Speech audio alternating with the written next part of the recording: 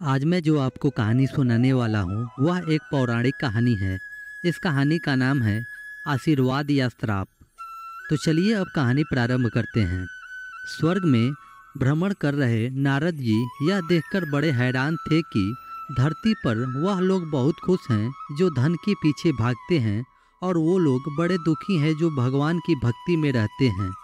इस विचार से ग्रस्त नारद जी काफ़ी परेशान हो गए और जब उनसे रहा नहीं गया तो वह सीधे पहुँचे बैकुंठ धाम। इस प्रश्न का समाधान पाने के लिए भगवान विष्णु के पास। नारद जी जैसे ही भगवान विष्णु जी के धाम पहुँचे, भगवान विष्णु ने उनके मन की बात पहले से ही जान ली थी। विष्णु भगवान ने नारद से कहा, चलो धरती लोक पर चलते हैं और आपके प्रश्न का समाधान पाते हैं। दोनों साधु का वेश धारण कर धरती लोक पर पहुँचे। वह दोनों सबसे पहले एक बड़े व्यापारी के द्वार पर भिक्षा मांगने के लिए गए। उन दोनों को अपने द्वार पर देखकर व्यापारी बड़ा गुस्सा हुआ, उन्हें भला बुरा कहा और बिना कुछ दिए उनको वहां से जाने के लिए कहा। जाते जाते साधु के रूप में भगवान विष्णु ने उसे आशीर्वाद दिया कि तुम्हें और भी ज्यादा धन मिले। नारद जी को यह देखकर बड़ा आश्चर्य हुआ, लेकिन वह कुछ नहीं बोले और भगवान विष्णु के साथ चलते रहे। थोड़ी देर बाद वह एक बूढ़ी माँ की कुटिया पर पहुँचे। वह गरीब बूढ़ी एक छोटी सी कुटिया में रहती थी।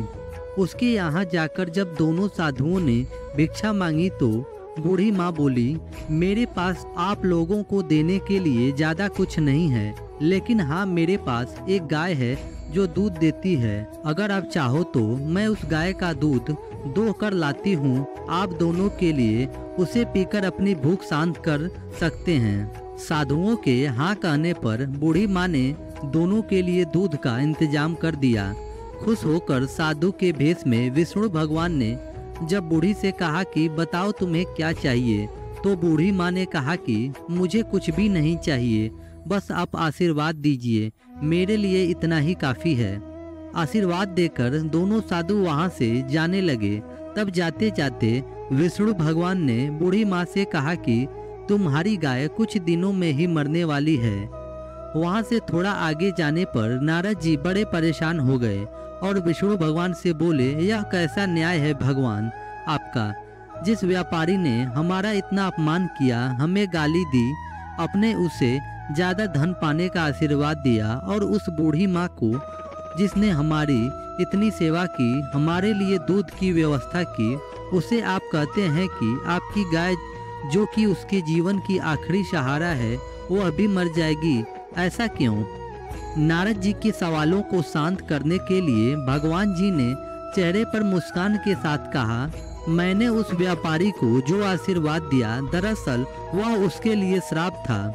उस व्यापारी का मन पूरी तरीके से धन कमाने में फंसा हुआ है और अगर उसे और ज़्यादा धन मिलेगा तो वह आखिरी समय तक उसी धन के पीछे भागता रहेगा और अगले जन्म में सांप बनकर उसके पास कुंडली मारकर बैठा रहेगा। और रही उस बूढ़ी माँ की बात, तो उस बूढ़ी माँ का पूरा ध्यान अच्छे कामों में और भगवान भक्ति में था। हाँ, सिर्फ थोड़ा सा मन उसका उस गाय में अटका हुआ था और वह अपने आखिरी समय में उस गाय के मुंह में यह चिंता करती रहती कि उसके जाने के बाद इस गाय का क्या होगा, क्या कोई उसे हानि पहुंचाएगा या मार डालेगा, और वह पूरी तरीके से मुक्त नहीं हो पाती। बस यही कारण था कि मैं चाहता हूँ कि आखिरी समय में उसका ध्यान पूरी तरह से मेरी तरफ रहे, ना कि इस गाय की तरफ। भगवान विष्णु के समझाने के बाद और इस पूरी घटना के बाद नारद जी का मन पूरी तरीके से शांत हो गया और वह खुशी खुशी स्वर्ग लौट गए। दोस्तों, छोटी सी ये कहानी हमें यह बताती है कि हमें अपना जीवन अच्छे कामों में समर्पित करना चाहिए ताकि अंत के समय में भी हम अच्छे कामों के बारे में सोचें और भगवान के बारे में सोचें और इस जन्म मरण के बंधन से मुक्त हो जाएं।